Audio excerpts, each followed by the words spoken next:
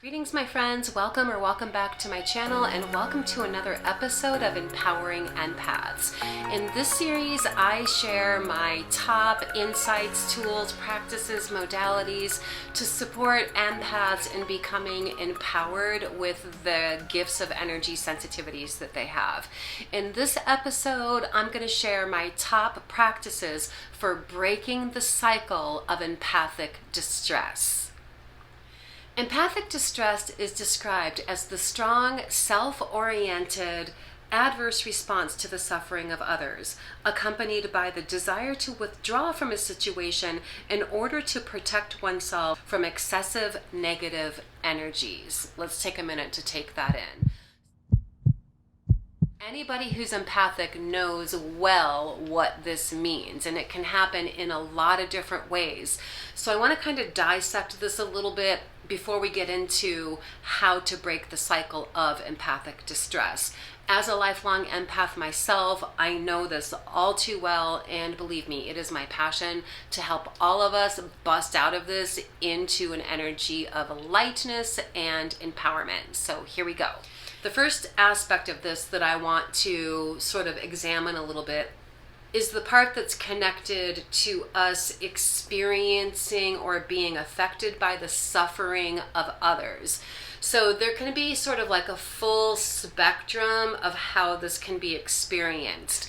Basically, it can happen on physical levels, mental, emotional, and even spiritual levels.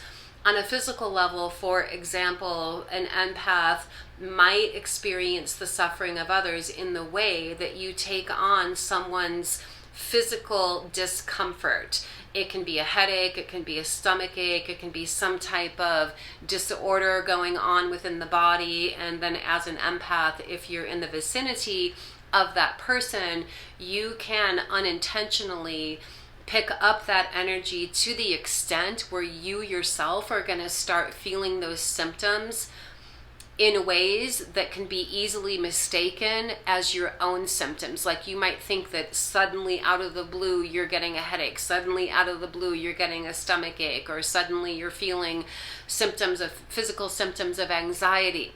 When in fact, it's not really your own energy, it's that you're picking it up from someone around you, but you're picking it up so strongly that it feels like your energy.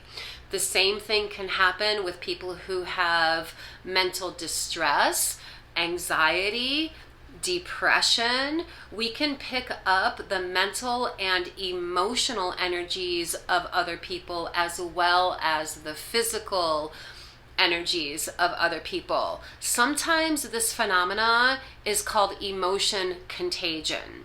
Energy is contagious, and it really, really is. That's why there's spiritual teachings that say we should only surround ourselves with people that we aspire to be like. That's because whatever the dominant energy is in your environment is going to be what people unconsciously sync up to or align with. So if you're an empath, this dynamic happens even more easily. And until you learn to be strong in your individual energy as an empath, you're gonna have a tendency to be dealing with the situation where you're always unintentionally just syncing up to whatever the predominant vibration or energy is in your environment, whether it's a group of people, one person, a building that you're in that has a history to it. These are all things that we can pick up on that can cause uncomfortability within us. Now, there's a few other dynamics that are connected to experiencing the suffering of others that I want to talk about. This one happens a lot, and for those of you who are empaths, you know exactly what I'm talking about when I'm mentioning this. So sometimes as we are interrelating socially in the world, it happens that as an empath, you have the experience of somebody appearing to have an adverse response to your presence. And that, to an empath who isn't aware of the dynamic that's going on, can really lead to insecurity, because we have a tendency to take it personally, right? Like if I'm witnessing like, oh, I'm in the presence of this person and I'm able to intuitively or empathically sense that this person is having an adverse reaction to me, and now I'm feeling that adverse reaction within me, it makes me feel like there must be something wrong with my energy that's negatively impacting that person. So the thing that I want to say is that that is not the truth. The one thing that we have to learn as empaths is clear boundaries. If you sense that somebody is having some type of adverse reaction in your presence, if you're noticing that a person is being triggered by you, so to speak, first we have to realize that the person's trigger or response is not because of our energy inherently, it's because of their perception of our energy. It's because of the filters in which they are experiencing our energy through, which is connected to their socialization processes, their domestication, their conditioning, their wounds, their traumas. They're seeing something in you through the lens of their own perception, and it gets distorted in the process. So for empaths, one of the most empowering practices to start with when you start feeling distress because of a situation like that, we have to remember to not take it personally and to stay strong in your own empowerment. But before I get into some of these other practices, there's another dynamic that I want to talk about. This is the empathic distress factor that can happen with global world events, right? So we don't always have to be literally in the presence of a person or a group of people or in the energy of a particular environment or building in order to experience empathic distress. If there's some type of global world event going on where there's mass hysteria or mass disaster energy going on, empaths can feel that wherever you are. There could be something going on halfway around the world, and once you tune into it, you hear about it on the news or whatever, you can be overwhelmed by not only the energy of the disaster itself, but the energy of everybody in the world having their own reaction to that disaster. This has happened to me many times. So some of these practices that I'm going to share with you to break the cycle of empathic distress can be helpful and used within this type of scenario where there's like a global disaster happening. It can be like one-on-one interaction, group social interaction, all of the above. Number one empowerment practice to break the cycle of empathic distress. When you start experiencing empathic distress, meaning that you feel like you're picking up the suffering or the distress of another person, ask yourself, number one, is this mine? Let's take the example I used earlier of suddenly feeling like you have a headache or a stomach ache or anxiety, and it's like out of the blue, like you were fine a few minutes ago and now all of a sudden you feel this. More than likely you're picking it up from someone else. So remembering to ask yourself, is this mine? In and of itself is going to put you in an empowering position where you can have an awareness. And if yes, it's yours, great, take care of yourself. If no, this isn't mine, then you can move on to some of these other practices that I'm about to share with you to break the cycle of that distress. Number two is don't take it personally. Stand strong in your empowerment. The one thing you don't want to do is retract, constrict, and make yourself small. That is like a not so empowering habit that empaths revert to in attempt to keep themselves protected. But when we constrict and contract and make ourselves small, we are literally unintentionally restricting the flow of life force energy in our body, and it will actually maximize the uncomfortable effects of the empathic distress. So do not do that. Do not make yourself small. Don't shrink, don't retract, don't pull in, don't constrict. These practices that I'm going to share with you now are more empowering things that you can do instead of restricting. So the one thing that you can do is, okay, you're not retracting, but doing simple things like crossing your wrists and crossing your ankles will help to preserve a enclosed circuit of your own energy field, and it will break the pattern of external energy intermingling with yours. You can do this while you're standing up or sitting down, just quietly crossing your ankles or crossing your wrists to keep your energy circuit in its own enclosed flow. If you want to take it a step further, you can engage what's called Mula Bandha in yoga, which is at the very root of your spine. You're engaging muscularly, inwardly, and up. And you can also put your tongue on the roof of your mouth behind your teeth. All of these things together enable an enclosed energy circuit so that your own life force energy is flowing through your own body without intermingling with other people's energies as much. So that's like an immediate thing you can do as soon as you start feeling empathic distress. Just simply cross the ankles, cross the wrists, and then the next step is to begin breathing. You can engage in what's called rhythmic breathing and leading up to pranic distribution. So rhythmic breathing looks something like this. You're going to inhale for a particular count of beats, so to speak, and then you're going to hold your breath, and then you're going to exhale for a particular count of beats. The way I do it is in 8s and 4s. So I'll inhale 2, 3, 4, 5, 6, 7, 8. Hold my breath for 4, 1, 2, 3, 4, and then exhale 2, 3, 4, 5, 6, 7, 8. You might have to build up to doing it in 8s. In the meantime, you can do like maybe a count of 6 inhales, hold for 3, and 6 exhales. But you want to be able to take long, smooth, deep breaths into the low belly without feeling rushed and without feeling exasperated either. So find your comfortable flow with it. And again, you can be silently doing this when you're in the presence of anyone without them knowing what you're doing. It's just going to appear as if you're breathing.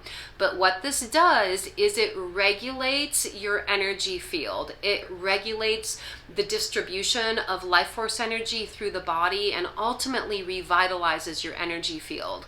Now, you can take this to the next level as you're doing the rhythmic breathing and use your intention to be breathing in life force energy. And there's a few different ways that you can do this. You can think of breathing in life force energy through the crown of the head. I like to imagine it as looking like particles of sunlight. I imagine it in that way. But you're breathing in life force energy in through the crown of the head, into the spine, and you're allowing it to collect in the solar plexus chakra. So you can do this in alignment with the rhythmic breathing. So as I'm inhaling for 6 or 8 counts is when you're breathing in that life force energy or prana. You're allowing it to collect in the solar plexus chakra while you're holding your breath. And then as you exhale, you can use your intention to allow that life force energy to distribute throughout the solar plexus chakra, or even throughout your entire nervous system, and eventually through your nervous system and into your aura in a full radius all the way around you. So what this does is it revitalizes your energy, it strengthens it, it brightens it, it increases your vibration. It's going to help you to feel more at ease and at peace and empowered in your own energy field even in the face of adverse energies or uncomfortable energy.